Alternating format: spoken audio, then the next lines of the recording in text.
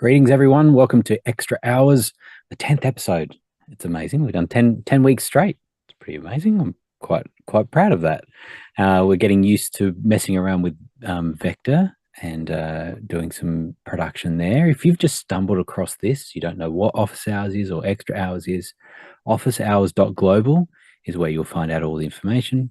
We meet every day, a big group of international people from all over the world that are involved in all sorts of media production. And so often we're diving into live streaming of events, and we're talking about graphic production, and we're talking about post production and anything kind of media creation and that sort of thing. And we get technical and geeky about all those sorts of things. And here we are on an evening in America and a morning for me in Australia. We've got a panel of a few people from around the globe tonight, and actually have all been on the episode before. So first of all, Guy Cochran up in Seattle, Washington. Hello, Guy. Hello, greetings on a holiday from Seattle. Oh yeah, right. There you go. And then we have John Wallace. John, remind me where you're at again. I forget. I am in Rochester Hills, Michigan. Michigan. Nice. And then we'll go over into Texas and see Nigel is over there. Hello, Nigel. Well, greetings from Austin, where we're also theoretically on a holiday, but I still struggle with a holiday and a vacation, and I get these things confused. You'd think after 25 years of living in America, I would know the difference, but this is officially a holiday.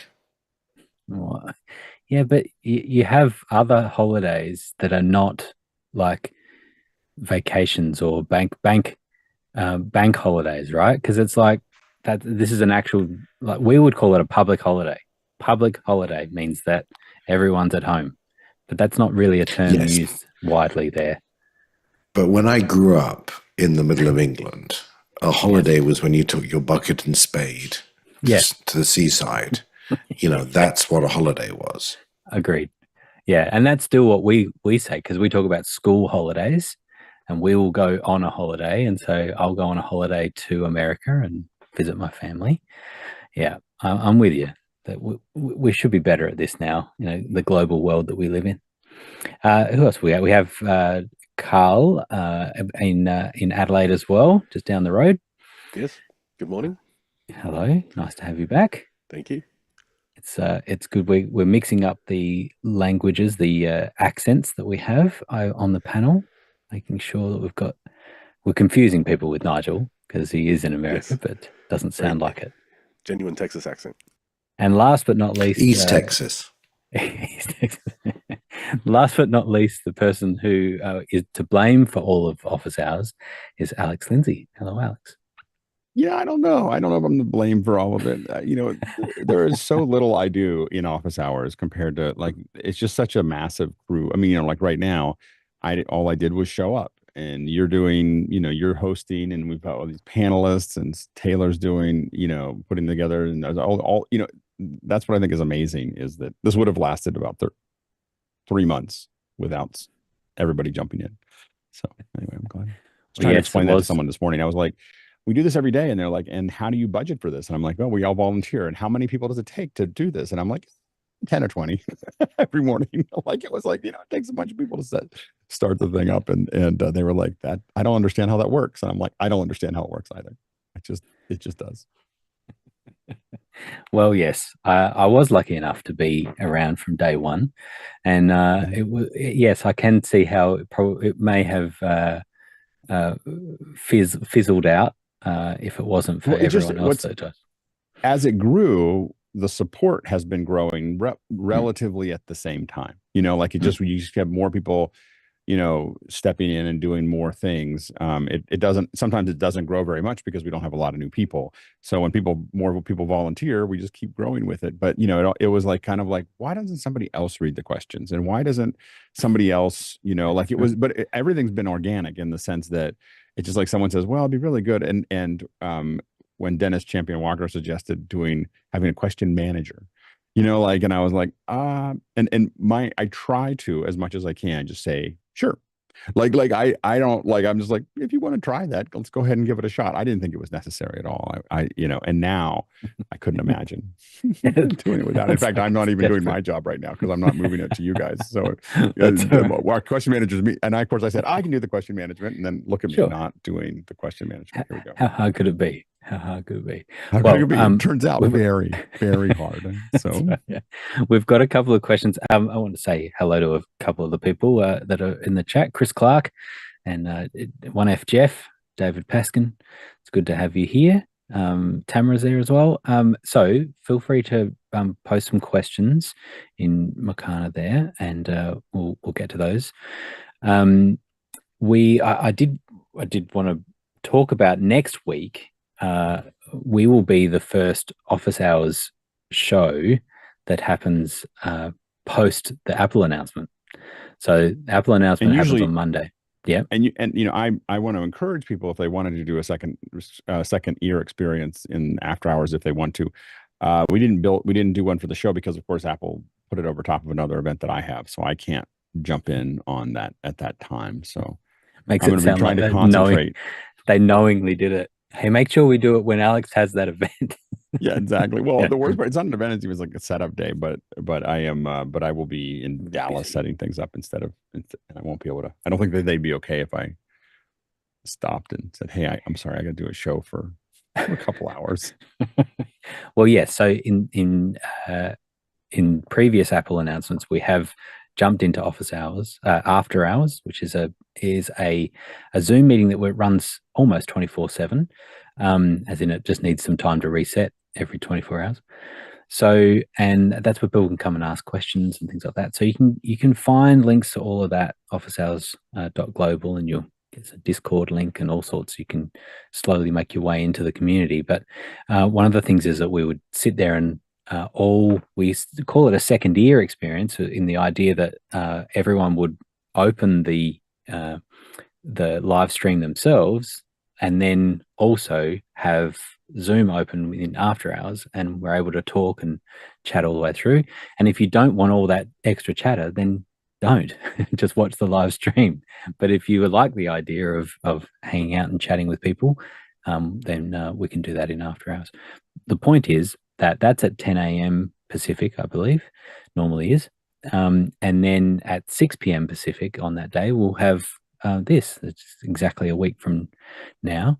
We'll have extra hours. And so we'll be talking a lot about the announcement. So, Alex, you're going to have to squeeze in, like potentially a couple of hours of viewing before 6 o'clock. I'm a couple of years ahead. I'm a couple hours ahead. I'm a couple of years ahead. That was Freudian. That's a Freudian slip. We go through. I think you are a couple of years time ahead. warp. There's a special building there that we're working on, and we time warp forward. So I'll be a couple of years ahead. I'll tell you all about the version, the 17 and the 18. I'll be like, the 16 is okay, but what I just saw on the 18th announcement, let me tell you, I just didn't think we could do 8K per camera, So, but yeah, so I'll be a couple hours ahead. So I expect to get out with a couple hours to be able to watch nice. And all I care about, it's really easy for me because when it comes to the phone, I just fast forward to the camera section.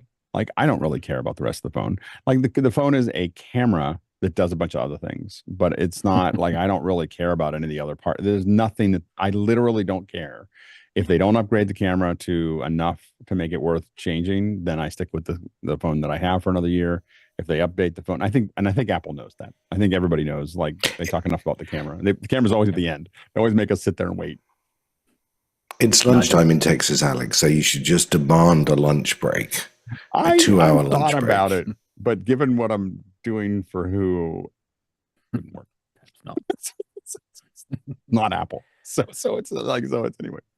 Well, I am interested to see what happens. We were having a little chat before the show about what we might expect, and one of the big things we're hoping for is 4K per eye, sort of, or 4K spatial recording on the iPhone 16.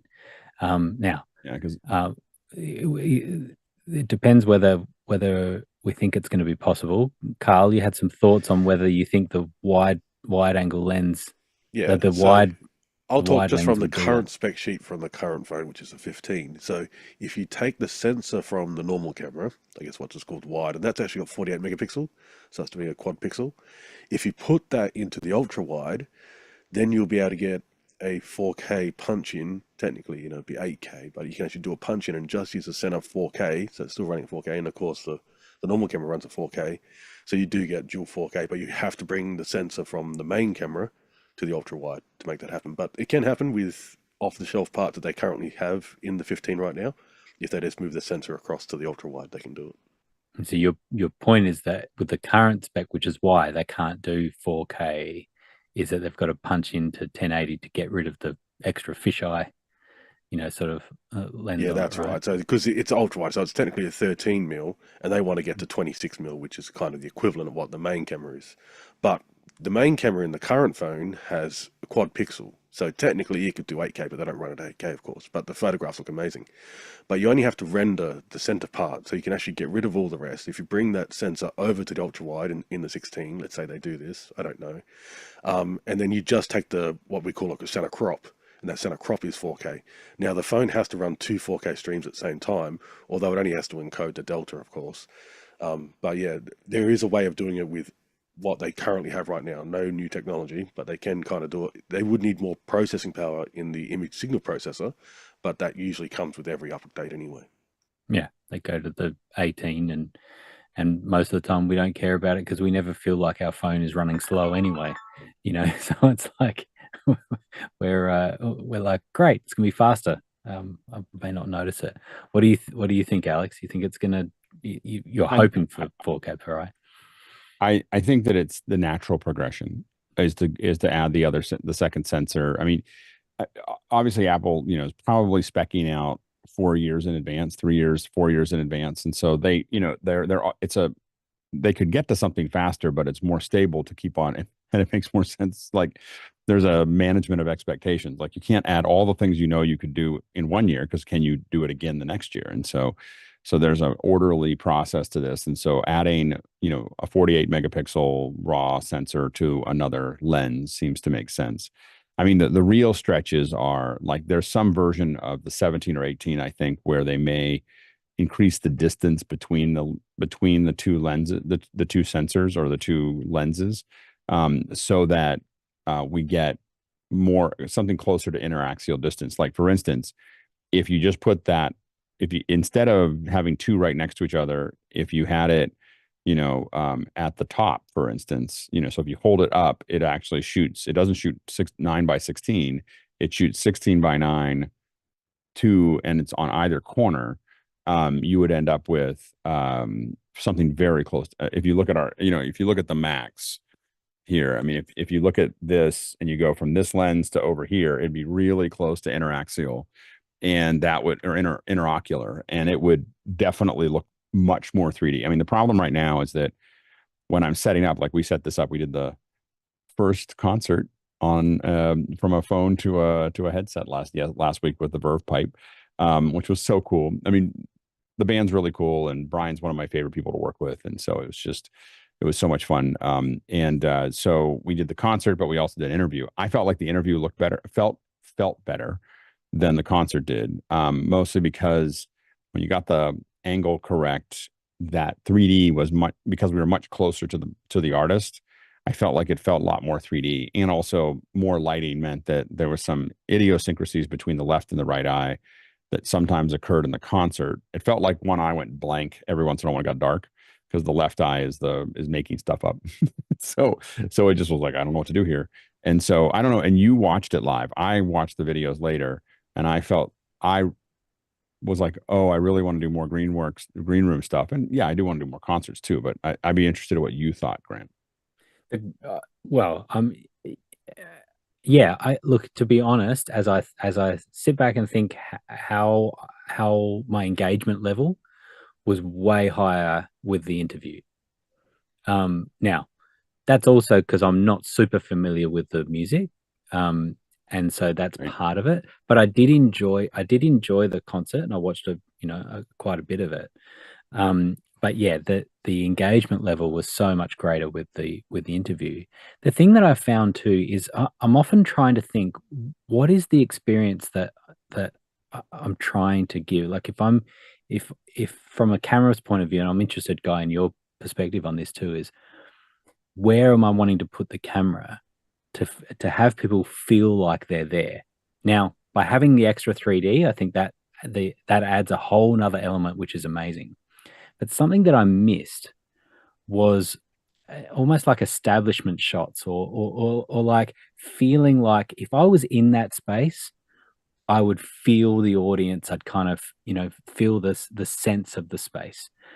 And not having that, just having the stage, the room could be empty. And it could have Well, been and a that was the rehearsal, original right? design, by the way. The Yeah. the design was the band would come in the day before or earlier that day and play the concert. And it just didn't, and we would do it without any audience. Because I don't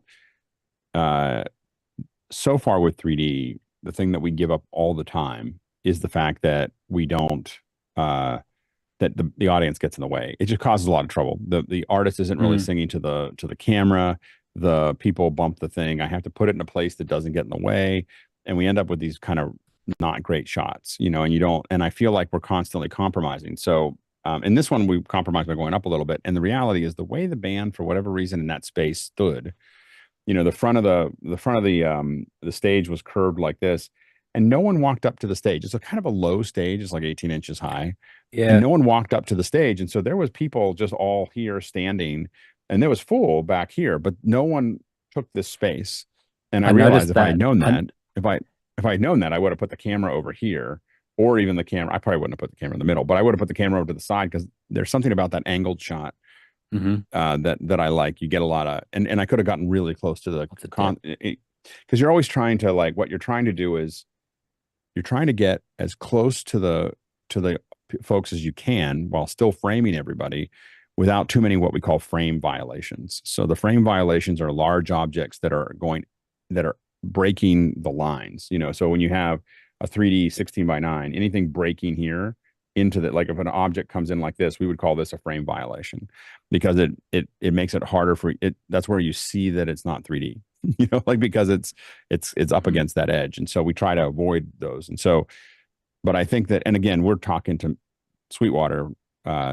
We'd like to do a lot more shows from there, because they've got great bandwidth. They're great to work with. It's a cool space. And so, we think that, and I'm trying to find like 3 or 4 places, because my goal now is to do a show a week, like from somewhere. Maybe not all me. That's what I think. A bunch of us are going to upgrade to the 16. And so the idea is to have some folks in different parts of the world with 16s, and us trying to figure out who's streaming something from somewhere in the world, Yeah, I'm really I really can't decide. I get that, and I get the idea of having no audience and the artists not being compromised or having to share. This is hybrid, right? We're just talking about hybrid events now. If we're thinking of having audience in the room, and I totally get that going directly to the camera. Although, and this is where I'm conflicted. And it's not going down hybrid. This is specifically about concerts, is that there is something about the common experience that people have. And I'm not sure, particularly because we're talking about live stream. So here's all these intersecting things that happen for me, is that we're doing events all the time now where we're in Zoom and we can see people's faces, right? So the common experience is shared amongst the people that we can see those faces that are having this. We're almost going a step backwards by going back to live stream, where we don't have the faces of other online viewers, and so now it is kind of just this experience, a solo experience. Yeah, and so I'm trying. So let me I'm just trying to finish figure this that thought. out. Let me just finish the thought, and that is just that that there is something about this, seeing other people experience or engage with content is engaging. It makes people engage more. That's what we have found with seeing people in Zoom. So then what's that like for a concert experience, where I see other people engaging in that, I don't know if it's as simple as the camera coming back a little bit. To your point, you're saying about the audience was standing back from the stage, because when they were packing down or just towards the end, a few people took some steps forward towards the stage, and they were in the shot quite well. And it really And jumped if out.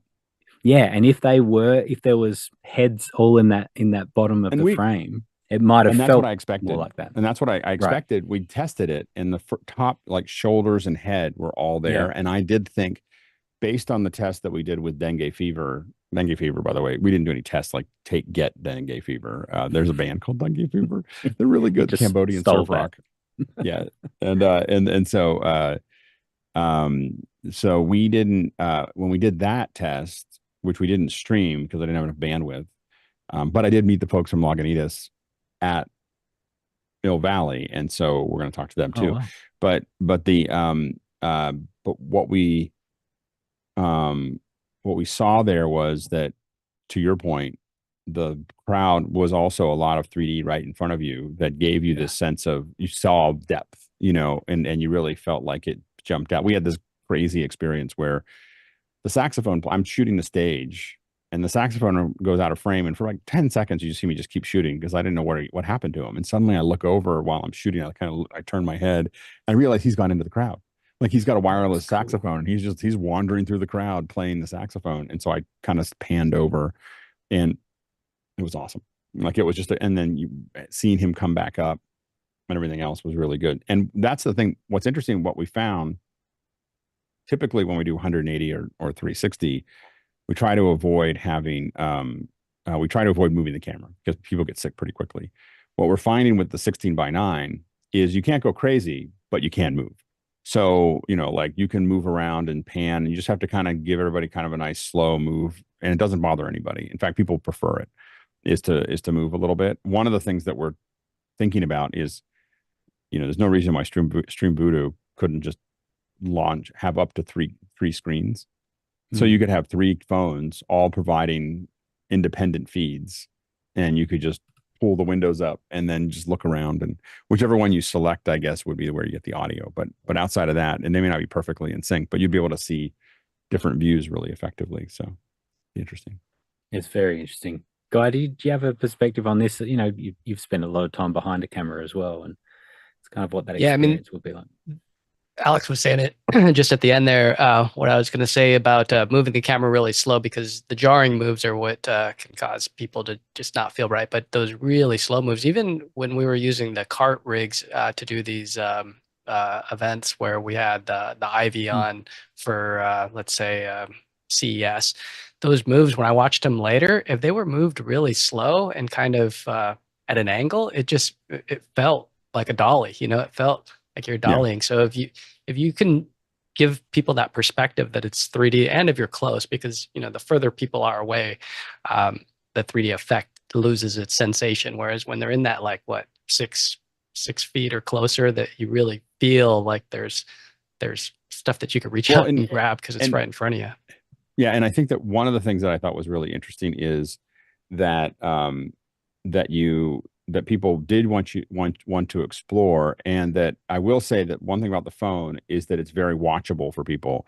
It may not be as 3D as I'd like it to be, but the inner axial being so close together means that it's not pushing on anybody's eyes. We were doing some 3D tests with a real 3D rig. So this is 2 Reds, 2 Raptors, and one's going through a window, through a basically a teleprompter, but a piece of glass, and the other one's reflecting up like this. Now, when we do that, we have total control over, we can move the cameras and move them in and out, so we can change their interaxial live.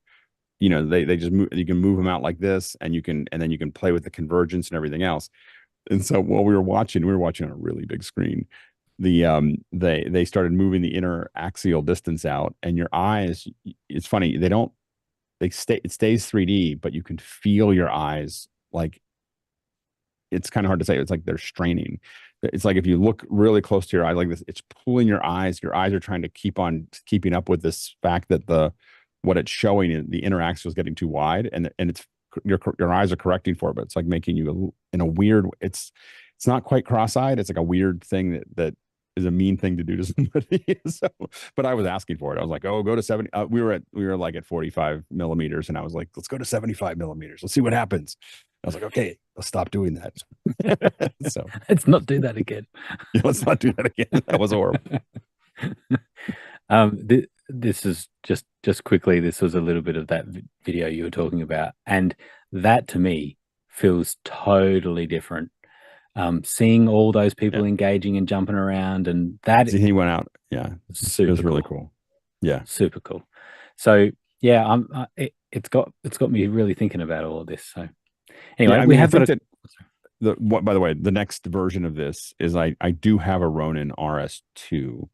And so I'm seriously thinking about putting the camera on the RS2, the phone on the RS2, because the little Osmos are too small. I mean, they're not powerful enough, but the RS2, then I can pan out to the crowd in 3D and then just pan back, like and have it on a tripod where it just goes out and comes back, and that kind of thing. So before you know it, I'll have a jib arm in that space, attached to the ceiling kind of thing. I've seen a guy who's got a rig with a Steadicam, full Steadicam, and then the gimbal on the top. Yeah, and it's just amazing. But do you know what the thing that I did, just to finish this off, was I didn't miss other shots or angles when I was watching when I was watching the concert. I wasn't like, gee, I wish I could see the fretboard really close. I wish I could see the drummer from behind. I wish I could see the keyboard, from behind. I didn't care about any of that. I was very happy to see it from front. Yeah, I mean, there's something about it that we found. I'm starting to feel like now it has to do with screen size and 3D. So when I watch a concert on a very large screen, so minimum 40 feet wide, like I watch concerts on big screens.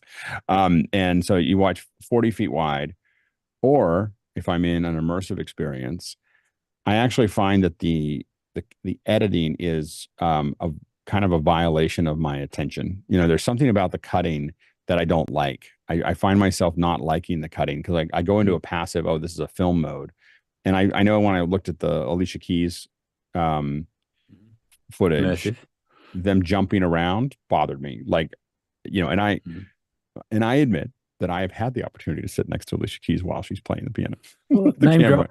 And so name drop. But so I've been in that position. Like when she's doing it, you really, all you need to do is just sit there. Like you don't need to, like they could have just sat while she's playing the piano and just set the camera down and just left it there and let you just experience her singing, and I don't know if that you could do that with everybody, but you can with her, and go ahead. Yeah. If anything, like what Guy was saying, if anything, the jarring is that, oh, now I've just jumped over to this position.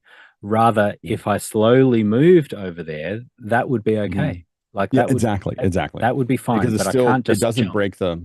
Yeah, and I find that, but I keep on looking at all these concerts going, did we just make all this stuff up that you had to cut around? Like, I don't know if I need that, but I realized when we decided to do all that cutting around, our TVs were 32-inch TVs, and now an 85-inch screen is $950 in the United States, and so, or less now, $700. And so I think that as we get these really big screens, I think that we can, like, I can do an 85-inch screen TV. If I did that at 120 frames a second, I do not need you to cut, nor do I want you to. Like, I would rather you just frame up the thing and have me feel like I'm sitting there watching it through a window, Interesting. John, you're a muso. You got any perspective on this? I don't mind the different shots. I enjoy the experience, but I'm not watching it often on a 40-foot screen. So, the last one I saw was I got dragged to Taylor Swift with my wife to watch that in theaters, and that was a great experience. Obviously, very well done. I enjoyed it, but I enjoy, from me, the technical aspect of like close-ups and gear and different things. So I'm taking more in than just the experience of someone singing or playing. It's more a curiosity of what they're doing, how they're doing it. That's my 2 cents. I don't have AVP yet, but it's definitely on the list. Once I stop buying guitars, maybe the wife will let me buy one of those too. But... Do we just need to justify it for work? As in, it totally seems like a work. Oh, I have a set for work. because we are building some AVP apps and some different experiences to interact Nice. with systems around that. But um, it's Is it? cool. Would it be I like a would definitely put it on, but it's not Scrooge? like it's not molded for my head and have all the bells and whistles to make it work perfectly. And we do a lot of virtual training too with Yeah. the 3D headsets, like interactive experiences we've had built out from different companies. But I would say from the Oh, concert side, it's I can see where I almost want to be a part of the crowd. I want to have a couple of heads in the way to make me feel like I'm there. right. Not just like the shot that we had. It would be Hmm. nicer to kind of get back a little bit further, and most people aren't in But front row. I've only seen a couple shows from the front row. it's funny, the Mm. most of my experience has always been, I mean, I as a music director, you just went to every show and you were generally in the first 5 rows all the time. And I had this whole experience. One of the reasons I've been so obsessed with doing this is that I want everyone to have that experience, because Mm. once I wasn't there, I was like, I don't even know why people show up. Like when I was in, when I was in the 40th row back for something, I don't remember what it was, in Madison Square Gardens, I was like, what are we doing here? Like, why am I here? Like, like, like, why would you do this? And I didn't understand. And I remember going to the Coliseum to see U2, and I was like in the nosebleeds. It was a free tickets or something like that. And I was way out there, and I was like, this does not, I'm cold, it's wet. And YouTube's playing. I can't even see these guys on the stage. I can look at it, the jumbotrons were small, like I was so far away, and I could see my car from where I was sitting. And so the, better than the stage. And I was like, and that was the last concert I went to until pretty recently, like it was that I did. And I finally started going with my daughter. And so we went to see Wilt, and we went to see a couple bands. And I was like, I really love the sub 200 band experience, like the sub, 200, less than 200 people. I will not pay more than $50 a ticket, and I will not go to a venue larger than the 300 max. Like Yeah, I I went to was a like, show just this last weekend, and it was my stepbrother was the bassist, and I went in there to get a couple shots, and these guys started moshing around, and I'm like, I'm almost 50. I can't be in the mosh pit with a camera, without my guards, without being behind the barricade. I'm used to when I'm shooting, there's somebody paging cable out, they're protecting me. But it got me thinking about this other gig we did with Noah Sargent in Texas, where he had me operating this thing, which is the Pro Aim Skywalker, and Nice. we were able to get this thing over the top of everybody. This was the venue. You can kind of see it here on the left side. Let me see if I can make this a little bit bigger. It was here on the left side, but man, the Ronin is hanging from the sky. So it's not just the Pro Aim that we're using. We've got a Ronin on here, and so I can control the Ronin, so I can go left to right, but I can also turn my camera in whatever direction that I want. So this was really unique because I could get over the top of the crowd, and the perspective was really cool. And I could move really slow. I could just creep along, super super tiny, or I could set it to actually just go back and forth all night. I could just set the Very cool. 2 points A and B and just let it rock back and forth. So that was a cool production. That was for Tesla Cybertruck reveal. really want I really want a wire camera. We have needs for it, and I just keep looking at it going, I really need one. I need a platform, but I want to do one of the 4-point ones, where you can move it Full all spider around cam. the space, the spider cams. Yeah. They're really, I got to sit next to the operators. There's one person that manages the position, and the other person does pan and tilt. And so you see the two of them have to work in unison to get it to do the thing that it needs to do. It's fun to watch. Yeah, we've had another Aussie on Extra Hours, Ryan, who is quite experienced in operating a spider cam. So we heard a little bit about that when he was on. All right, we should take some questions. So, Guy, have you got questions there? Sure. Yeah. First one in is from David Paskin in Miami, Florida. And David asks, I'm looking for resources on ethics and AI, specifically for clergy and educators, wondering if anyone has suggestions. Good one. Carl? So one I've heard about, and I just found it online, is from Cornell University. So I'll put the link into the chat. But so they've actually got pretty much just a full kind of breakdown. And the good thing about this one is they go down and they actually have the references to where they're actually getting this information from as well. So you'll get down here and you get the references, so you can actually read the academic papers that go into how AI is being used in education. But yeah, Cornell University. I'll put the link in the chat for you. John? There's a site called AIandFaith.org. It's a solid organization. They put on some events around it, and they got some good documentation. They also describe like who's a part of it, who's leading it, and their different expertise. So definitely check that out. I'll put a link in the chat as well. That's great. Next question. Next one's coming in from David Paskin. And when it comes to video, we all live in landscape while so much of the world lives in portrait.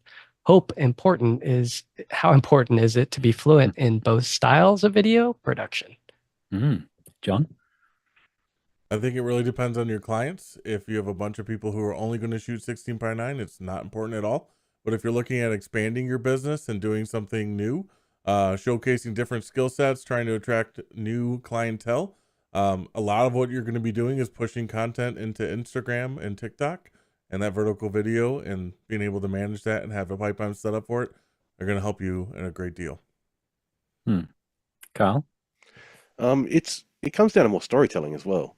So I think if you're shooting horizontal and landscape now, if you're telling a story, it depends. If you're doing a 1-minute video of someone dancing, well, then that's fine. But I recently watched The Stand by Stephen King, the telly movie made back in the 90s. Now that's 4:3, but it has some of the best landscape cinematography of America you'll ever see.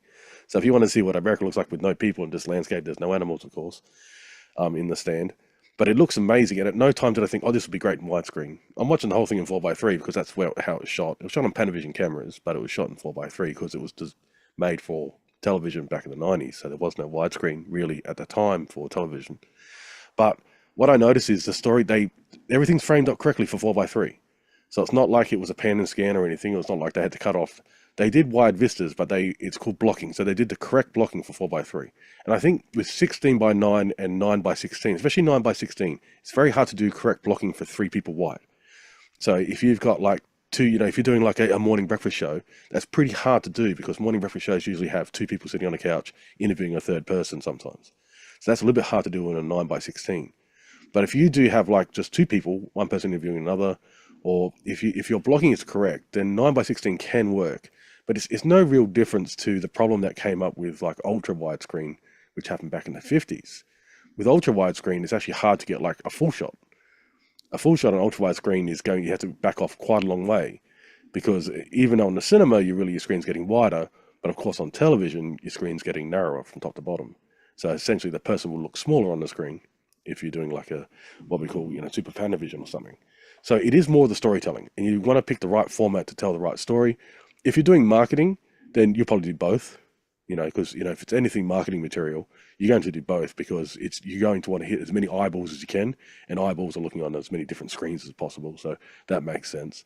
But really, if it's really just short stuff, like less than a minute, then you could do both. It's pretty easy to actually do both one after the other sequentially. You can do them simultaneously if you're doing a live event. Just have 2 cameras side by side, and you can actually just have a switch or 2 switches being operated by one person, so it cuts between. But then, as I said, the blocking, what some people call framing, is really blocking, does get tricky when you try to do one event in 2 different aspect ratios, especially one being vertical and one being horizontal. So it does come down to what looks best and what conveys a message that you want to convey more efficiently if it's a marketing thing, or more creatively if it's a creative enterprise you're doing. Alex? Yeah, I agree with that. One of the things that we find is when we're playing, Chad Lafarge is putting together, he's running the shows on Saturday, and he's running 2 individual shows, one to 9:16 and one to 16:9. It's in R&D right now. And we should start streaming it as a test, just let people see it, but it's because he's getting very close. But, we're reframing the graphics, we're reframing the bits and pieces, and it's all running in vMix and running both of those at the same time, and so, but it reframes everybody to do it properly. And the other challenge you get into is all the debris, all the screen debris is all over it. And you have to not only frame for 9:16, but frame around the text that's sitting on top of your video. And so, which changes for everything, and it's changing, like TikTok will keep on changing what they're doing, so then that becomes a challenge as well. So what I find is a single person addressing the camera often will look better in 9:16. So the way you use it when you get on FaceTime, you never turn it sideways to do FaceTime. You just kind of pick it up and you look at it, but your body and your head just fill the whole frame and you're not worried about the background, and I find that actually that works great. Like it really is a comfortable, and that's why I think TikTok works really well. And that's why a lot of other things work well. To what Carl was saying, when you get to 3-ups and 4-ups that are there and you turn wide or you go like, you kind of want to move around or something because it just doesn't work. And so one of the things that we're trying to figure out is, that is being able to do that live as well, like the kind of live pan and scan of figuring out what the frame should do out of a 16:9. But I think that, we're getting pretty close. And I think we're definitely going to, by the end of the year, we'll be streaming the show in 9:16 as well as 16:9. And again, so that we understand how it works. Like right now we're doing this show in Vector. Actually, Oliver is doing the edit in Mimo Live right now. On at the same time, we use the hardware at John's to do the main show. I think David has been talking about doing something at Ecamm. So there's a whole bunch of things, but the idea is to constantly be doing these in different things and different formats against different platforms. And we've been a little behind on some of those things, but this fall is going to be a big push as we keep on, because I think that it's not about us trying to figure anything out other than knowing how it's like we have a bunch of shows that we do every day. We could use these or every week, and you can use these as a Rosetta Stone, of just understanding what each one of these does compared to the other ones and what's hard and what's not. Yeah. A couple of things I've seen recently is some multicam, people doing multicam on a 9:16, which I kind of like. So the example, Carl, that you were talking about of a morning show, I've seen a wide 16:9 sitting at the top of the frame of the 3 people. So it's a wide shot, a 3-up, and then for the rest of the bottom of the frame is tight shots of the people talking. And I really like that. It's using the full frame. I'm getting close-ups and I'm also seeing reactions. Like, Guy, we were talking about this before, right? When we're talking about this show and we're saying, can we lean more to, to multi-view shots because of reactions. And in this example exactly here, Guy, as soon as I talked about this, I could see that you were kind of thinking about that. It's like, oh, how would that work? Ultimately, I think it is about the where people are likely to experience the content. And if they're likely to experience it while they're doom scrolling, then that's a different experience than they're on their TV or they're on a computer, going to YouTube. And I do find myself looking for different, framing based on the experience that I'm having. The Apple Vision Pro TikTok app, they have a native app, and what's nice about that, Alex, have you seen it? Where all of the debris is off of the content, right? So all of the icons and the comments and everything are. And this is on the desktop? Not on the Vision Pro. Oh, Vision Pro TikTok app. I have to admit, I watched a lot of TikTok on the Vision Pro when I first got it, and then just haven't come back. When I go to the Vision Pro, I'm usually looking for something that I'm doing. Yeah. Haven't done that. Yeah. So it's very basic implementation for the Vision Pro, but if you just think about, instead of having, it's still 9:16, but they just push all of the debris off of the frame of the video. And if you want to open the comments, they open in another pane and you're still seeing the video. So it's interesting about the different devices and sort of the space that you have to work with. So. I was talking to Marcelo about Stream Voodoo, and we realized there's all kinds of things like Q&A and all kinds of other things that we can do. Yeah. We don't have to put it over the window. We can leave that as an open window. And like I have, and just have something else pop up, and it could be ads. It could be other things. Like I could put a little billboard up there if I had a sponsor, like sponsored by, but I don't have to put it over top of the screen. I can leave a nice clean 16:9 screen. You lost me. You lost me. Yeah, exactly. You said ads. You said ads. Well, like, I'm not excited about sponsored by somebody really makes things easier to do. So like, it's like Fair point. eventually something has to get paid for. So, we've done as much as we can here without getting paid, but at some point Yes. cash has to go somewhere. So we're thinking about that. Cash helps. Well, and for those reels too, if we back to grabbing these little YouTube shorts out of the show, let's say, for instance, you do have a reaction shot with the panelists talking, but two other panelists below, that production value, I pay attention. If I'm doom scrolling and I see something where there's a 3-up with 3 boxes, to me, it just screams production value rather than just a zoom single headshot, especially for our framing because they're big. Our heads get very big when you set a crop. How big? Yeah, one of the things the Fenwick frame may get pushed back a little bit further. And we're going to start pushing people pretty hard on it, mostly because when we're doing the 9x16, our heads are just a little too big, and so we want to squeeze people's head just not very much, just a little bit more, and they'll fit really nicely into a 9x16. And I think that there's the way we've seen this work. And we haven't implemented all. We've experimented with lots and bits and pieces of it, but where we've seen it work with other folks that we've done some content for is, the average view time on doom scrolling is fractional. Like it is like, the chances, your average view time will be 5 seconds, 10 seconds. Like it is just like, because even if people watch it, there's so many people that just go, nope, nope. And I see my own behavior. Nope, nope, nope, nope, nope. Yep, yep. But I make that decision now on TikTok and YouTube shorts in seconds, like as to what I'm going to, it's incredibly competitive. But for the people who stop and watch it for 5 seconds or whatever, what we find is that kind of stuff adds a lot of exposure. It gets you interested in that idea. And then the VODs that you build, like if we built more, that's one of the things we're working on, keep on trying to get to it, but build the VODs that are not the live show. They are like videos for you to learn something. That's where you get subscribers. Like that's where you really build your base.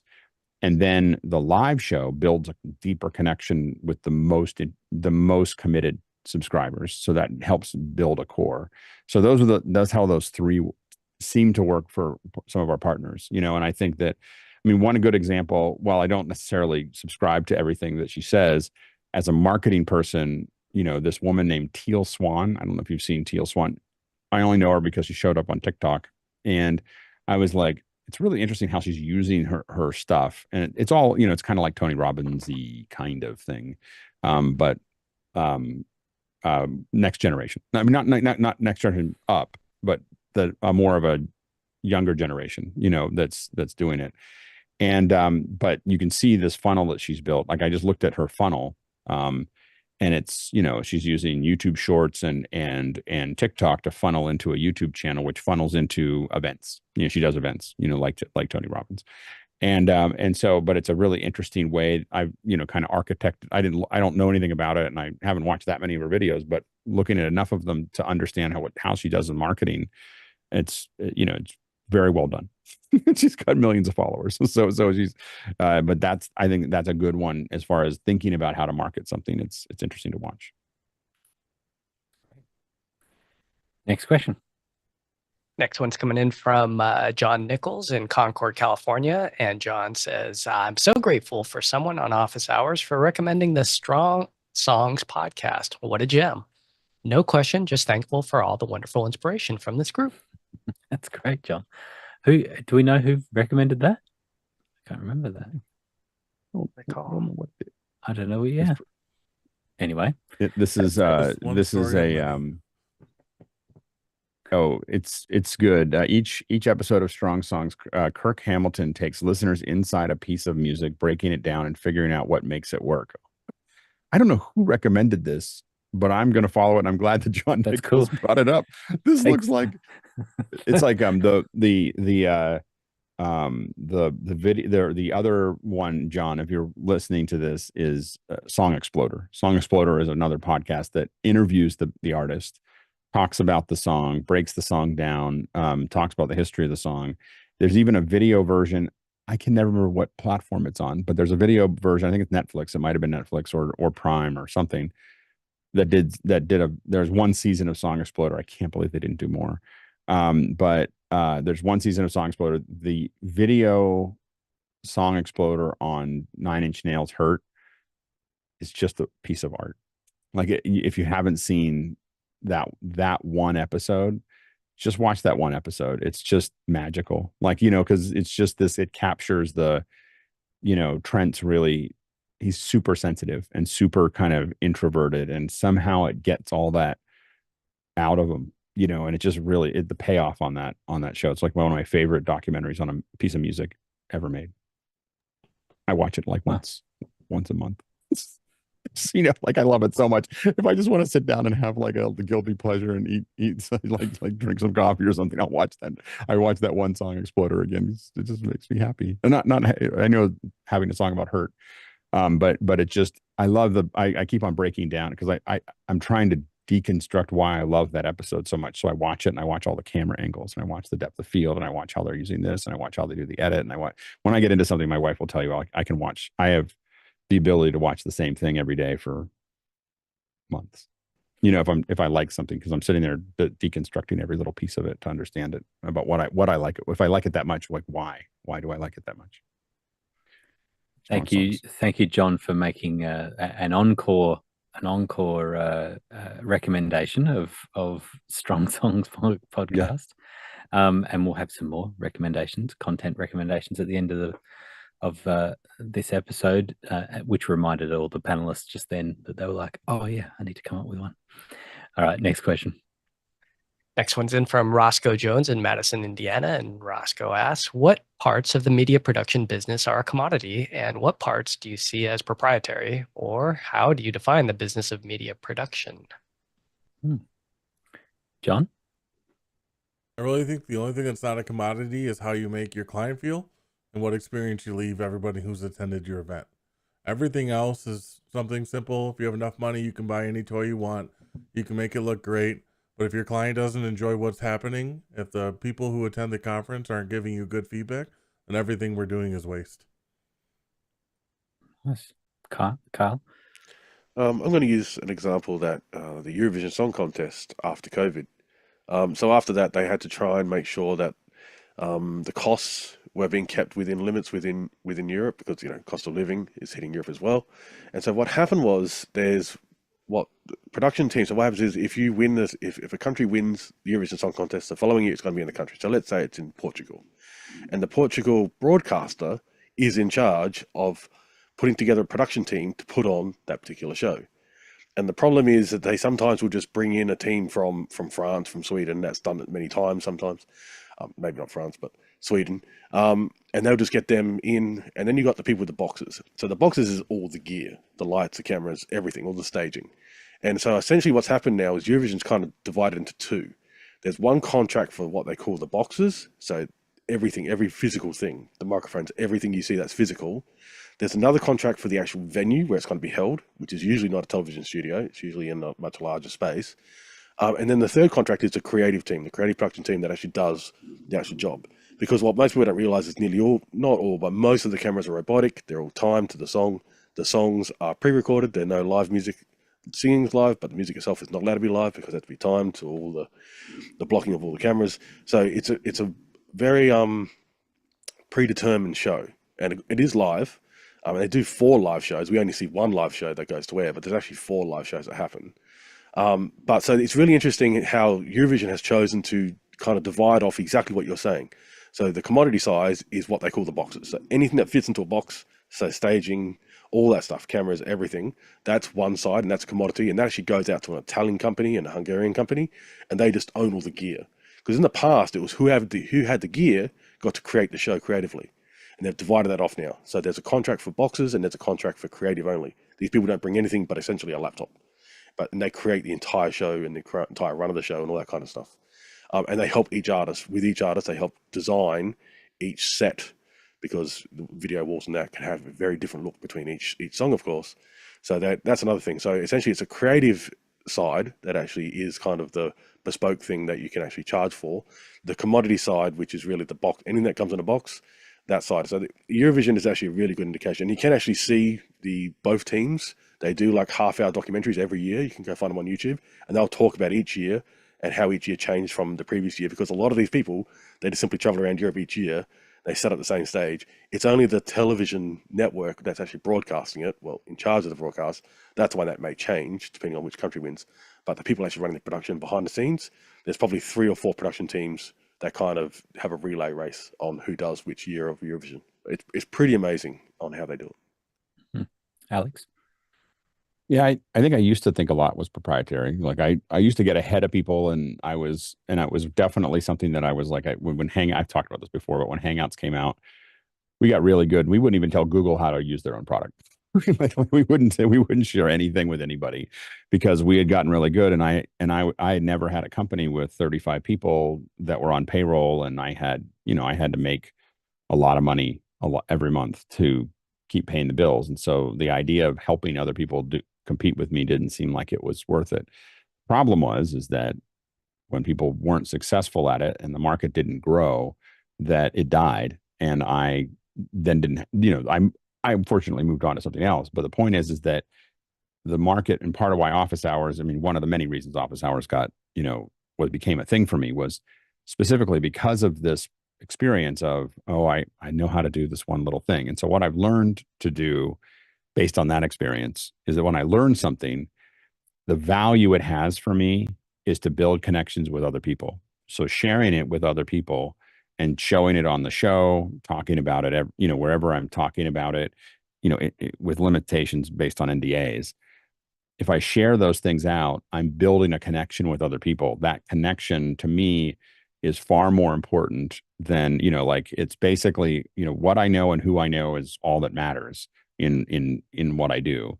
And so having this broad network of people that I'm hopefully positively contributing to, and then what happens is that when I take a piece of knowledge and I hang on to it, it becomes stale really fast. It's kind of like manna.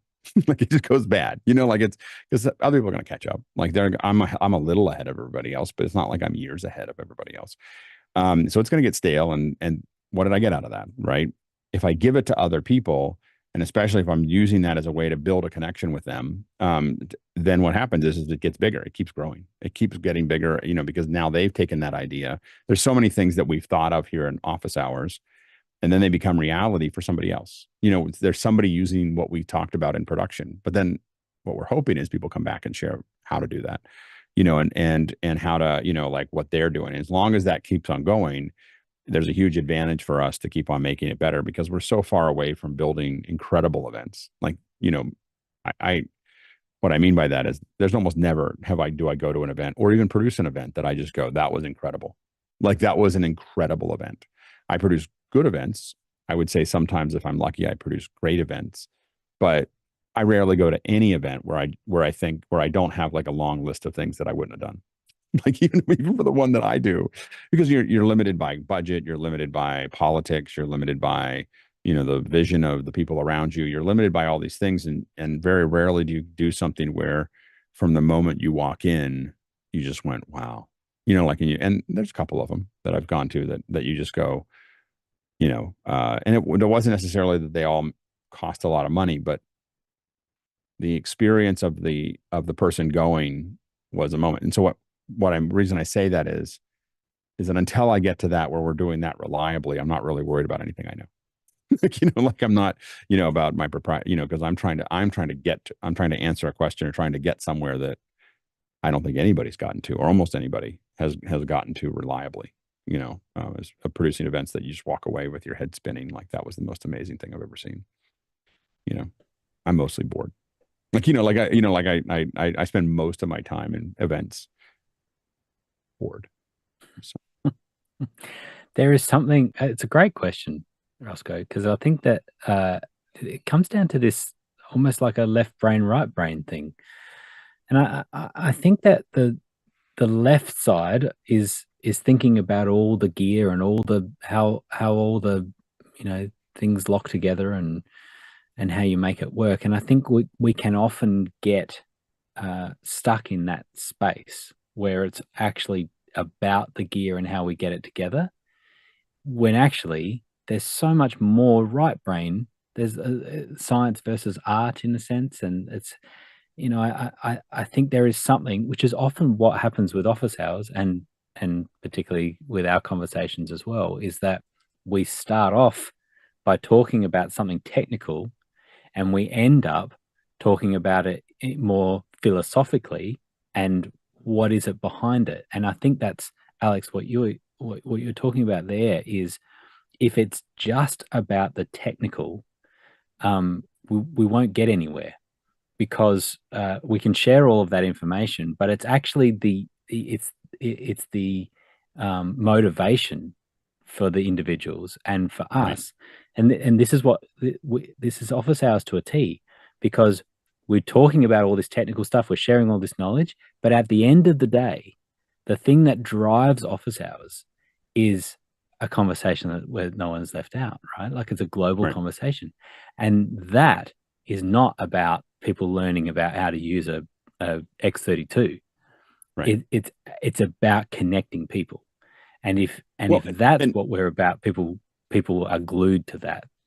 Yeah. And you know, I always feel like when I'm talking to someone, I kind of very quickly suss out where I think they are in the spectrum of events, right? So when they're asking questions about how to do an event, they're at the very beginning. When they're just happy that the event didn't fail, then they're moving forward.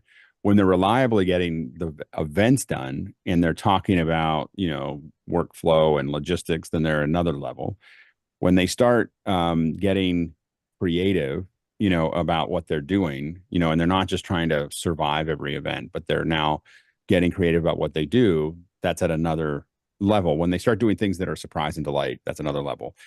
But at the highest level, when you talk to people and you know that this is the person you want to talk to, is the conversation that we have all the time is all about how people feel.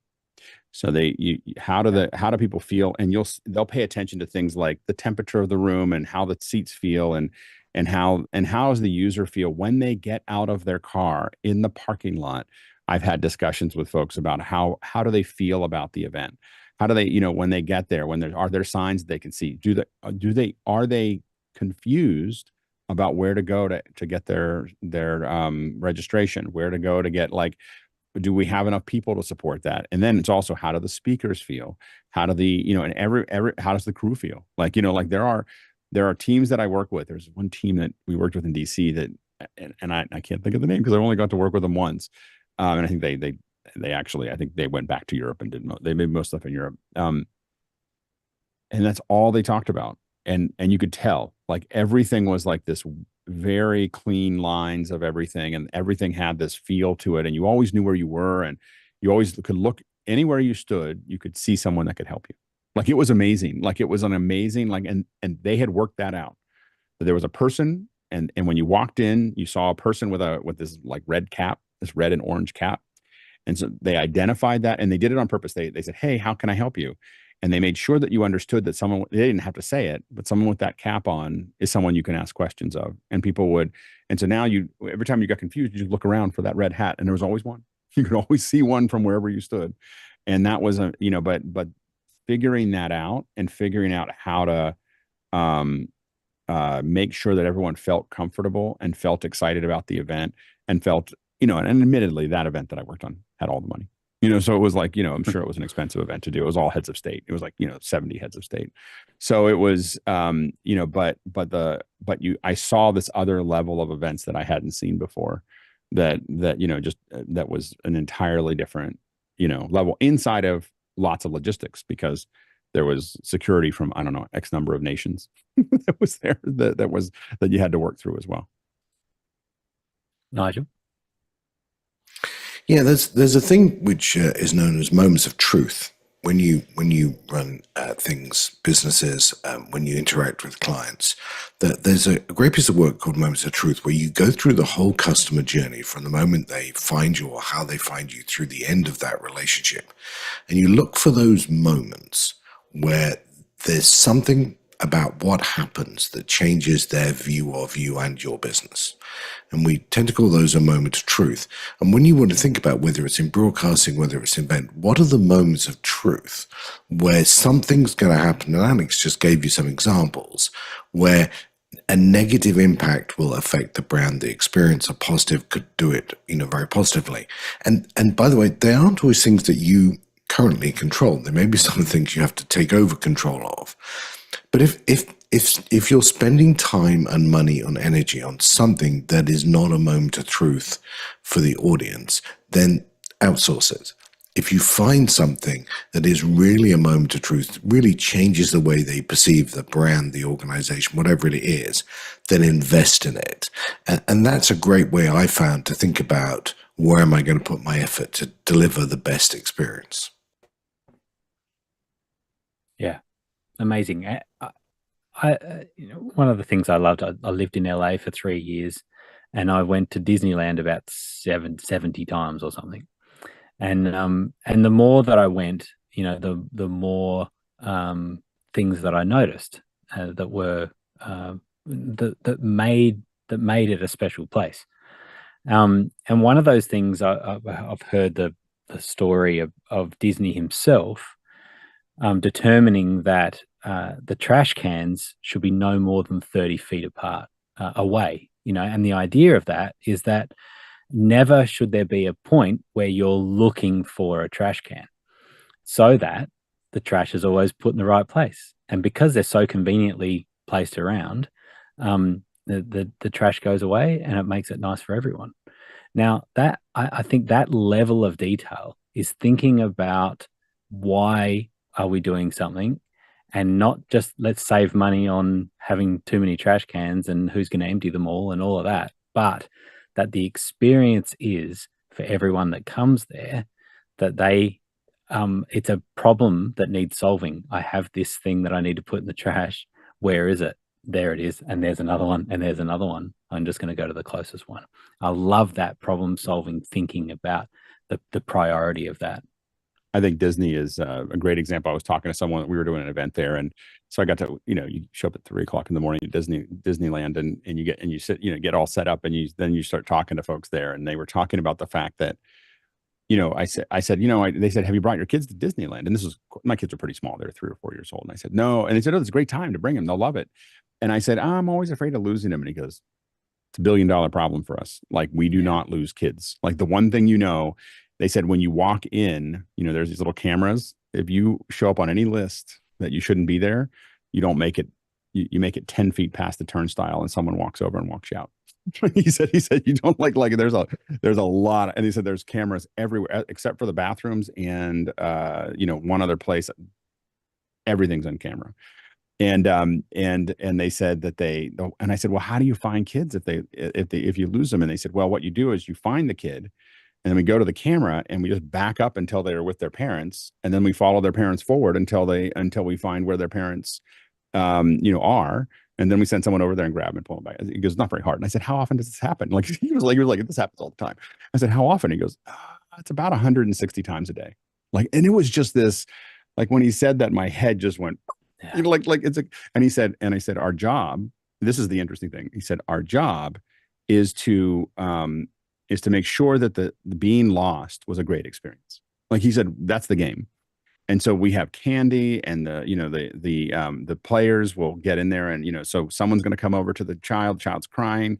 They'll come over, they'll give them some candy, they'll talk to them, they'll entertain them. The idea is the kid will think that, our goal is always that the kid will think, the child, as he said, will think that this was the best thing that happened that day, was that they got lost. And he goes, and so they play this game, and he said, it doesn't always work that way, but that's the game, that they're playing inside of, and they have all these places where people can just pop out of anywhere in Disneyland. There's all these underground tunnels.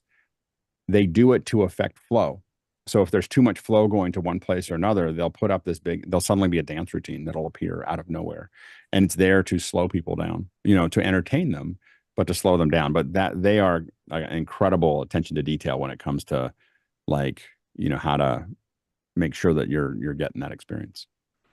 It's not lost on me that the question came from Roscoe Jones, who knows more about Disneyland than all of us. I do. He's probably I right. just told Roscoe all the things that he already knows. Yeah, exactly. Yeah, he knows a lot about it. But one more little thing on that with Disney too is learning the idea of, that the children being lost is a good example of something that is not their fault. It's not Disneyland's fault. It's not even their they don't necessarily need to do anything about it. The same goes for their parking lot and for people that lose their car. They can't remember where they parked their car. So it's not their fault. Disneyland doesn't need to do anything about it, but they do have an ability to respond. They have some sort of responsibility. And that is that when you say, I've lost my car, they can say, okay, what time did you enter? And when you tell them what time they enter, you say, okay, you'll be in this line because we know exactly the time that we filled up all of these rows, and where it was. And it's a good example, and same with the kids. And I love that thinking as well. It's not their fault. They're not, they're not responsible for it, but they do have an ability to respond. And the funny thing is that when I work on an event, I tell everyone that inside of, other than getting distracted, always help all the teams around you, because you always want the event to go well. So if they're missing a table or they're missing a thing and we have it, just don't do anything don't do anything major without talking to us. But if someone needs a little help or if you see something, go help. And I said, but under no circumstances should you ask for help. It's a funny thing that I like if you ask for if someone on my team asks another team for help without talking to me about it, it's a big deal, because most teams hold that against you. Like, because when something goes wrong in an event, there's this Chinese fire drill of who's going under the bus. And so every time you ask for something, you're putting yourself closer to the front of the bus. And so so I'm always like, don't ever ask for anything. But I mean, I'll go out and buy things before I'll ask another team for scissors. Like I won't ask for anything. But we freely help everybody else with our stuff if we have it, and it's not going to put us at risk. But it's because, to your point, an event going bad isn't good for anybody. It's, an event going sour or not being great. If you can fix it, you want to fix it. Totally. There's some great comments in the chat. I'll just pick a couple. Chris Clark said the way to continue having even greater ideas is to give away your latest great ideas. It's really cool. And Andy Carluccio was saying the lessons applies to creating production tools themselves as well. For me, not enough to make a great app. Need to put great technology in many apps from others and build a community around them. Exactly. Yeah. That's awesome. And we're all benefiting from that. Andy, that's awesome. All right. Next question. Next one in from Yeshua Bell, and there's no location, but I believe he's down in the Caribbean somewhere. I'm looking for a camera under US $550 to be used both for Zoom meetings and to do recordings in camera in the same office settings. It's in the Caribbean in a warmer environment. Any suggestions? Nigel? Yeah, there's a set of conflicting variables there. The warm conditions, the $500, it's tough. I'm sure someone else will be able to name an exact camera, but if you didn't need in-camera recording, then the Link 360, which I have, is my travel camera. It is absolutely a fabulous camera that I take around when I'm doing Zooms remotely. And if I want to record, then I probably just use QuickTime to record what I'm doing there. If you want to do in-camera recording, or if you want an HDMI, then 550 is tough. Some of the older models, second-hand cameras you can use, but particularly the Sonys, they sort of shut down after 30 minutes. So depending how long the in-camera recording is, you've got to be careful of that. So there's a whole bunch of different restrictions there. But if you can, I would really search the second-hand camera market, because brand new cameras that do long recordings is pretty tough to find. Yeah. Carl, a quick answer. So that's a quick answer. So the R100, that's got the two lenses for $499 US. You can actually get the R50 on special if you can find it, but the R50 body only will hit you around that price. But this would be, the reason why is because you can get an adapter and go back to the EF lenses, second-hand EF lenses. So the amazing range of lenses you can get for this. But the R100, it has HDMI out. It has pretty much all the mod cons. It does do 4K, but only at 24 frames a second. So it's really a 1080 camera, versatile. It's a 1080 camera.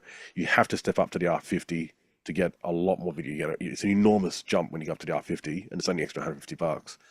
But yeah, so that's my quick recommendation. Nice. Hopefully that helps, Bill. And any follow-up questions you have, great on the Daily Show as well. You could put those in. Next question. Next one in from David Paskin in Miami, Florida, and he asks, anyone using Zoom docs? Alex? No. Like, I don't know anybody using Zoom docs. Okay. I don't know anybody who there's this, I understand why Zoom has to do this. You're working with small businesses. They're all using 365 and there's Teams is kind of embedded into everything. And so I think Zoom needs to try to put these tools out. I literally have never met a person using any of the tools other than the video part. So I feel like maybe somewhere somebody is doing it. I mean, otherwise Zoom would give up, It must be. or maybe they're going to keep working. Someone must be doing it, but I literally have not met a single person that uses it. A lot of people all know that Zoom is way better at video than all the other ones. I mean, I think that that's kind of an obvious, thing, but I think that I'm always curious to watch this process because I understand the thought process behind it. I just don't know if it's getting any traction at all. Like, I don't know if it's worth the money because Zoom is so far ahead in video, and I don't know if they'll stay there. I mean, I think that, I don't see Teams moving very quickly. I don't see Meet moving very quickly. I see WebEx moving really quickly. Like I don't know how much money they're dumping into WebEx, but I've never seen anything grow that fast. Other than potentially the Teams, other than the Zoom tools that Liminal does. WebEx is trying to catch up, and because we made fun of WebEx for a long time, and I wouldn't say they've caught up, but I'd say we don't make fun of them anymore. Like, we're like, oh, okay, like if you want to do that, but they don't what they're missing, what everyone's missing are the production tools. The production tools, when we talk about proprietary versus commodity, Zoom's production tools set them apart from everybody else. And, and I think that it's really important that they keep on building and investing in the production tools because that's what makes Zoom different.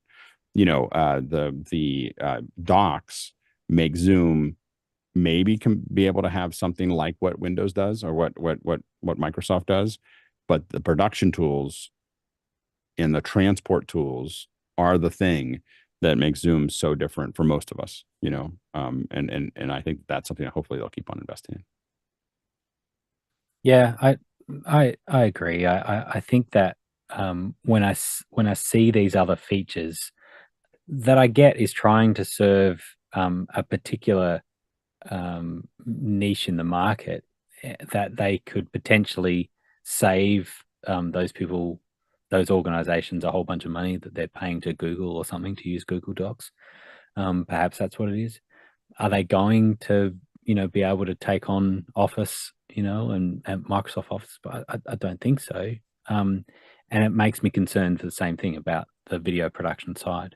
When I saw the announcement about webinar going to 1 million, I was like, that's great. That's really good. I do feel like it's kind of a live stream at that point. Like you're sort of just competing with YouTube with 1 million people watching something.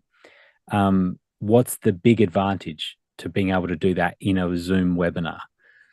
That you've got chat and questions. Well, that's something. But I do just think the thing that I think about that's so unique with Zoom is what we're doing right now is we're seeing each other. And so I would be really excited if we can see meeting go beyond 1,000. Like, can we get that to where we can go to 1 million people in meeting?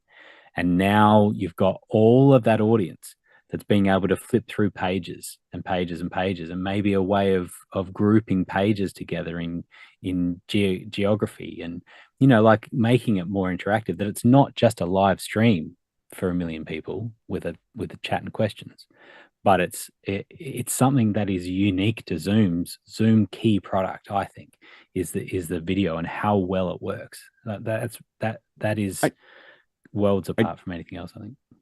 I do agree with you. I think that I am pretty excited about the 1 million people because I think it's just it's the beginning of something that's there, of being able to scale up that infrastructure. And I do think for a lot of people who use Zoom and use webinar, they don't really want to learn how to stream.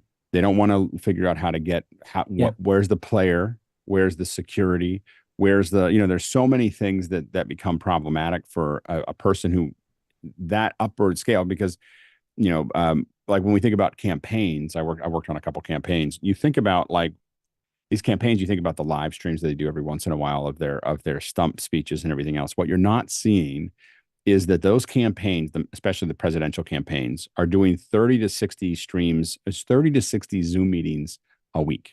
So these are all verticals. These are teachers and they're union members and they're this and they're. So what they do is instead of having to speak in front of lots of people about this, they do all these verticals, and so they're able to have. And it's not just the candidates; it's their surrogates. So it's surrogates talking and having conversations and getting people excited about it.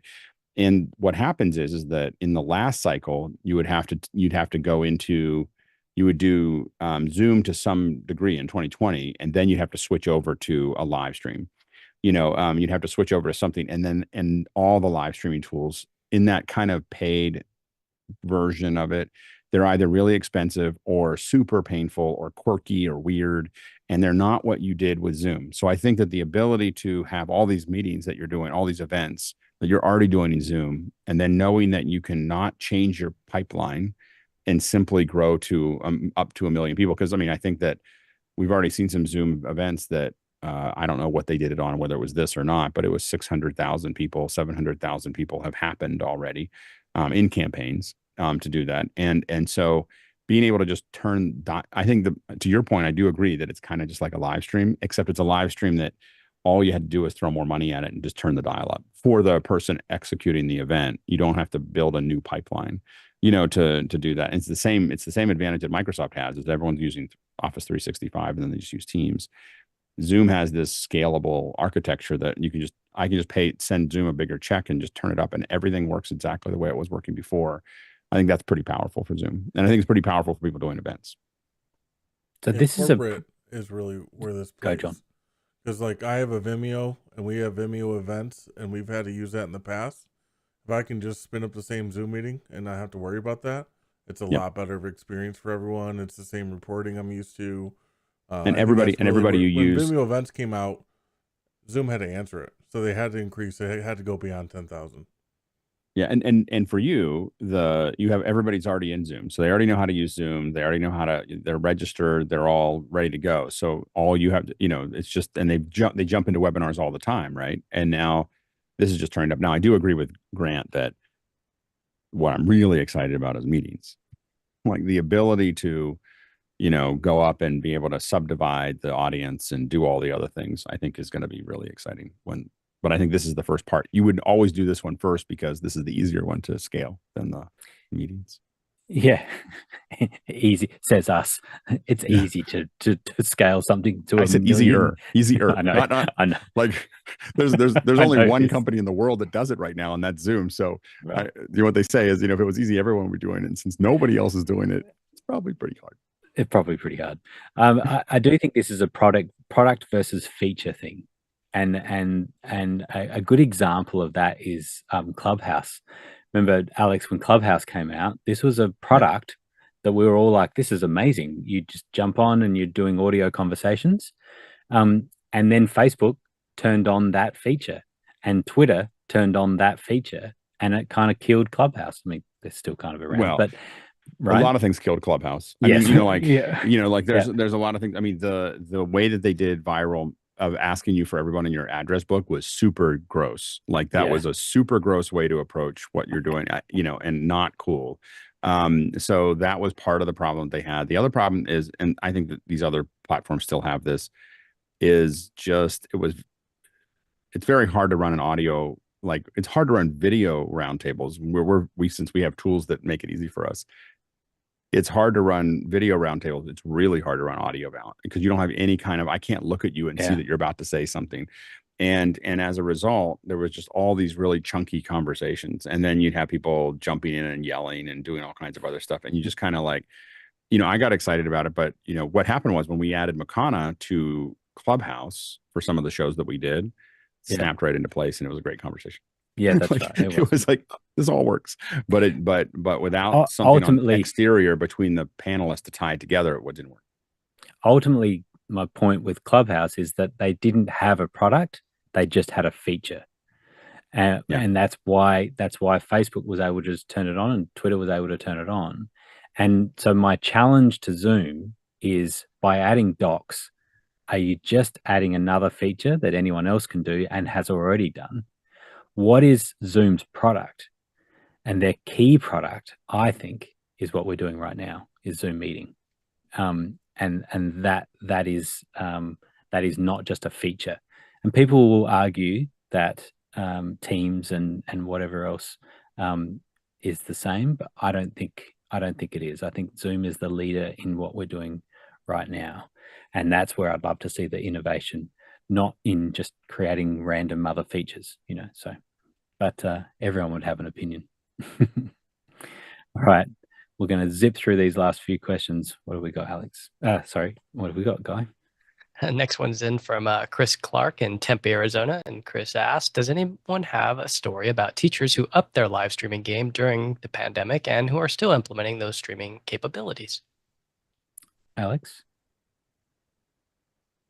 I actually don't have the story. I misread it. so anyways, Okay. I'll let Guy talk about No, it. I'll I think don't. about the stories. Yeah. Okay. No, I think There was a couple of the bigger schools, Stanford, I believe it was Harvard as well, that did this kind of, let me grab that other, sorry, and Barco, and you can see the confidence monitors down below to show the PowerPoint slides and whatnot. So that's a cool story that some of these large universities are continuing on with the remote capability and letting the instructors just be in a nice studio-esque environment. Carl? So the one thing, so there is this kind of like having a classroom in Zoom, which was kind of a requirement for some education, where people had to attend. You had to be ticked off and you have to have your cameras on. There's the other side as well, which is, and this is something Nebula tried to do straight into when COVID started. Nebula actually tried to push out this Nebula Classrooms. And this is really content. So Education Portal, which is on now, I believe, study.com. So they've kind of found the sweet spot, which is around 12 to 15-minute video, and then follow that by live question time. So essentially it's a playback of a video that's about 12 minutes. And this is in like a 40 or 50-minute lesson. So your first 15 minutes is taken up by playback, essentially, of content. And then the rest of it is just Q&A. And this Q&A could be text-based, it can be Zoom-based, it can be whatever they want to have. But they found out that was probably the best. And it's during the Q&A that the educator can actually play back 30 and 60-second videos that relate to questions they know they're going to come anyway. So there's probably about 25 minutes of content, but that last 10 minutes of content is kind of on demand relative to the questions that come in to explain an example. This could be, creative. It can be quite heavily creatively because you have to create this content before the class rather than just doing a live and reading from a slide deck.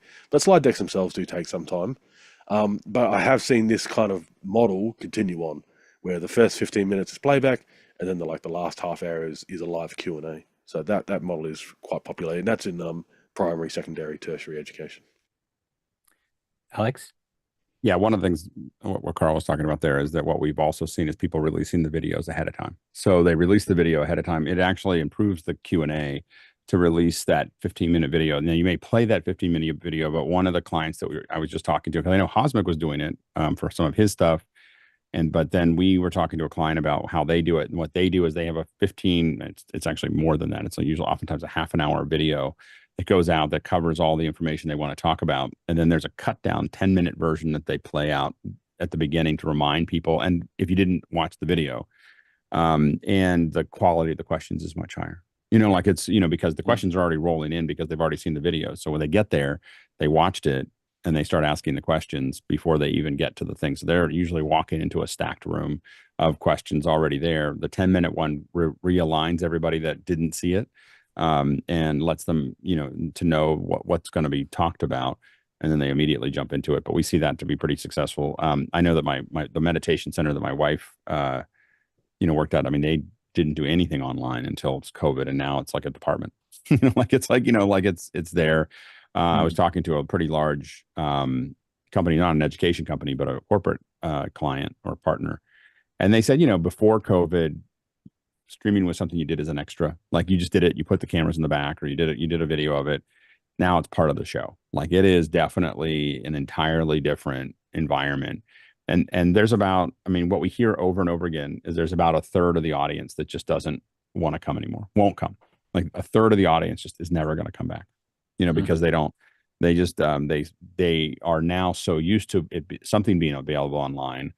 But if you don't do really good online, they don't come to that either. So it's really important to improve it I was talking to someone this morning about conferences, and there's this, you have all these speakers there. And one of the things that we've started to see people do is, instead of trying to do a hybrid event, they just do a virtual event at the same time as the physical event. The virtual event is its own world, but it's using the same speakers.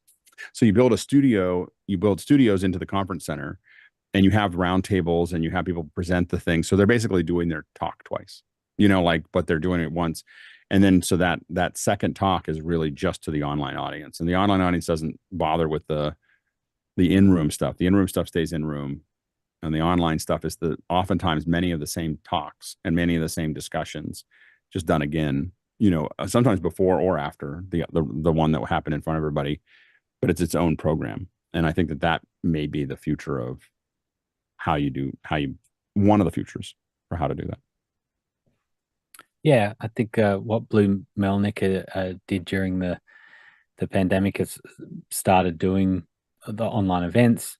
I think he did it in a particularly good way. The screen that Guy showed of multi being able to see the audience. The key to that was that the hosts or the people presenting could see the audience really well. That's what it was about. It was about making that experience really, really good for people presenting. And they haven't gone back on that, as in Sage Event Management, the company that runs events, hasn't gone back to in person, and they have no intention of doing that. They're just full virtual. And so I know it's not quite education necessarily, but it's an example of it was done so well, and could see so many more benefits that there was no reason to go back in person. Well, when you think about the events, when you think about events now, like I look at physical events, and they seem really expensive and really limited because of, again, I talk about the 5 nines, the 99.999% of the people who will never make it to your event, guaranteed, in the world, right? You're always giving that up, the 5 nines. Mm-hmm. And when you do an online event, there's a certain level of cost to get it off the ground, but then it just scales, and the cost per person just keeps dropping. When you have an in-room event, an in-person event, doesn't scale that well. Like you keep on paying a lot for every person showing up, but when you have an online event, you can keep on growing to 100,000, 500,000. We're going to see events, I think, in the next decade that are 10 million people. Like there's events that are 10 million people. Like it is not going to, because we'll hit 1 million this year or next year. Like truly 1 million people in the room will happen this year or next year. And then after that, once people start to snap on that, they're going to look. It's the same thing. I mean, theater was amazing when television was black and white, and people still enjoy theater, but it's not what it used to be. And there is a point where, as televisions get bigger and as the sound systems get better, and so when we think about this, cars were a lot better than horses were a lot better than cars for a couple years, and then after that, it started to pull away. And I think that what you're going to see in events is that, and you're going to start to see people do these 1 million person events, and then it's going to happen. Like by the end of next year, I predict that you'll see 1 million person event, at least once a month. Like it'll happen there, and then the year after that, 2026, it'll just be happening all the time. It's a prediction. All right. So we're going to start to wrap up. We're going to take some content recommendations from people. Haven't heard from Nigel for a little while. What's your content recommendation? So I was musing along something the other day, and into my feed came the John Wilson Orchestra. So if you don't know John Wilson, he's a British conductor who has a very, very strange world, where what he does is he goes back to the musicals, and particularly the Hollywood musicals of the 40s and 50s, some of the 30s, finds really great music and then recreates it. I mean, transcribes it off the movie and then has an orchestra play it. And so some of the scores from the great famous musicals have all been lost. And so he turns those back in as real scored music. And he's got a bunch of CDs out there. You can get them on your favorite streaming. I just got hold of the John Wilson Plays the Cole Porter stuff, which is really great. If you're not a music listener and you're more a watcher and you want to see what that experience is like, they recorded one of the proms he did probably 5 years ago for the BBC in London. It's 2012, so it's actually more than 5 years ago. John Wilson on Broadway. It includes Seth MacFarlane singing "You Got Trouble Right Here in River City," and they're amazing because he goes back and recreates the whole sound that was on the original movies. Awesome. I love that one. John, what have you got? Yeah, I watched an interview today with Jacob Collier, Paul David's YouTube channel. Very, very cool.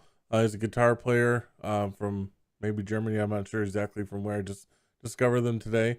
But it kind of goes into a deep dive of Jacob Collier plays a 5-string guitar. So he had a custom one made from Steinberg and then found one from Taylor, apparently. Jacob Collier is sort of a musical genius, perfect pitch, all that stuff that kind of comes with it. Very interesting take on how he kind of breaks down and understands music and how his brain really comprehends it. He says a 6-string guitar doesn't make sense in his hands and a 5-string does. And I have to say, just from listening to him play it, it's amazing. Definitely check out some of his music. So I'll post a link to the video. It's just interesting to see the genius that, you just realize how different every person is. Jacob Collier is to music what Tesla is to electricity. I mean, like his understanding, he relates. I'm not saying he's the best musician in the world, but I'm saying he relates to music at another level. Like there is something else in his understanding of how music works and how it integrates and how it does everything. That's why all these artists want to work with him, because it's all in there. He understands again, he's interacting with it at a different level than I've ever seen. It's a language anybody. To him and not music. It's incredible. It's a wholly different way he connects with people. Totally agree. Good one. Carl?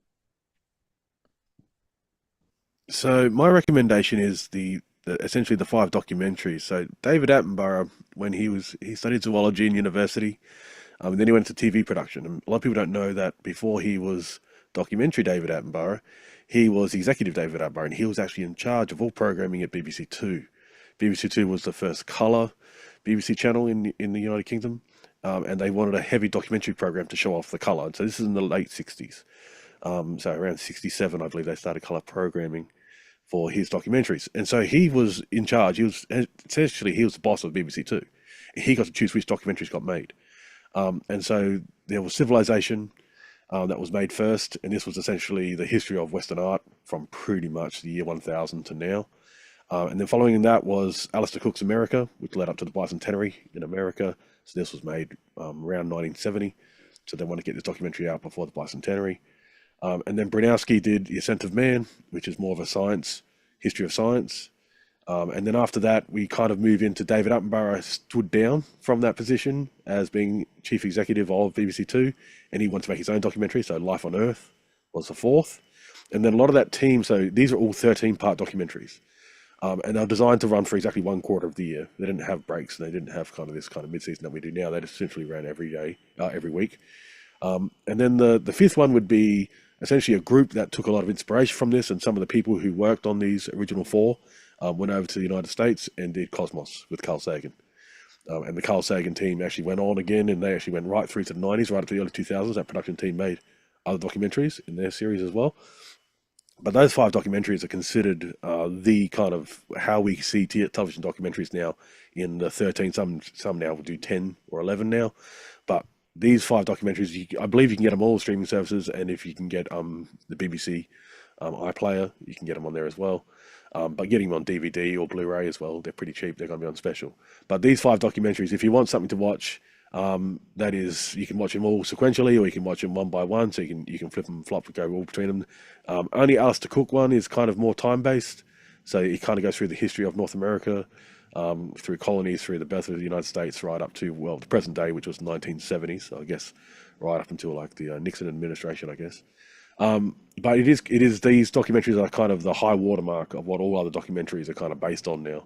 And when you watch them, you understand that every word in every episode of every documentary is written by one person. And this was really important for David Attenborough to do this.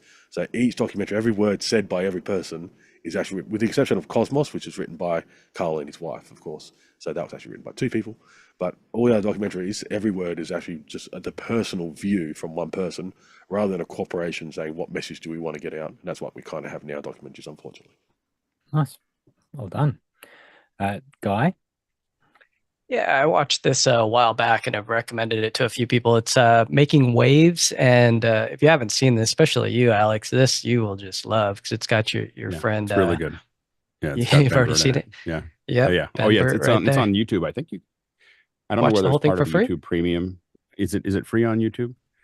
On Premium, it is. It's really good. I bought it on Apple TV, but yeah, it goes into the Nagra. You know, when we had Courtney on earlier in the week and he was talking about the Nagra, and it just so that's my pick is Making Waves. Good one.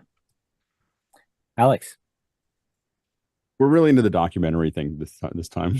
So I want to play off of Carl's just one sec. The in my opinion, I've said this before, but I just, while we're talking about it, is in my opinion, the greatest education content ever created was Connections by James Burke in the 1970s.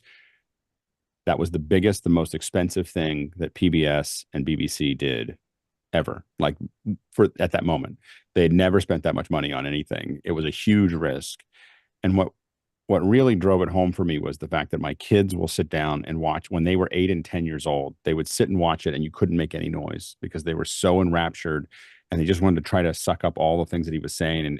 Those are 8. And I was like close to that age when it came out. And it was just, it's such a profoundly amazing. And when I talked to, I didn't talk, when I traded tweets with Alton Brown, he said, when he got ready for Good Eats, he just watched lots of Connections and then thought about cooking. And that Good Eats is Connections mixed with cooking, and it just, so I just think it's a great one. What I was going to recommend though was, This Is Pop. We were talking about pop. This is another documentary on different ages of pop. This is on Netflix. There's only one season. I wish there'd be 20 seasons, but there's 8 episodes. So there's the Boys to Men effect, the boy, auto-tune, how auto-tune happened and the Stockholm syndrome, which is all about what happened it started with ABBA and the producers that came out of Sweden. Pop, when country goes pop and how that happened, Britpop, festivals and how festivals came about. Anyway, making things like We Are the World. Anyway, so these are you really feel like you understand music. Like Hear the Music, which is on Apple, and Song Exploder are the 3 that if someone says, well, I'm like, well, I can fill up 3 weeks of your time. And when you come out of it, you have a different understanding of music. Those are the 3 series. That's a good one. On the same line with the David Attenborough is the Mammals 2024, as in it just came out, the series of Mammals, and I've been watching it with my son, and he was saying to me, I just really like this guy's voice. I find it really soothing and relaxing. Talking about David Attenborough, and it's only just come out, and David Attenborough is 98 years old, which is and he's still impressive. recording. Yeah, so he was still recording the voiceover, and it's awesome. It's such a really good series. I'm really enjoying it, and they do a bit of behind the scenes on each episode as well, which is really cool. So I recommend that one. Got lots of documentaries. Well done, everyone. We didn't start off with too many questions, and then we managed to fill up the time pretty well. So so join us next week. Let's be honest, it'll just be a show talking all about the Apple announcements, whatever that is. So we'll I'm sure you can have a few questions, but we'll be dissecting it. If we get bored about talking about the products that they announced, then we'll start talking about the production of the actual announcement, and we'll probably flip and flop on that for 90 minutes, and that'll be done. So that's next week. I hope you can join us then. And of course, you can join office hours every morning, 7 a.m. Pacific. Get your questions in. You can just put a question in at askofficehours.global and you can get your question in. It'll get answered on one of the shows. Awesome. Thanks, everyone. Bye-bye.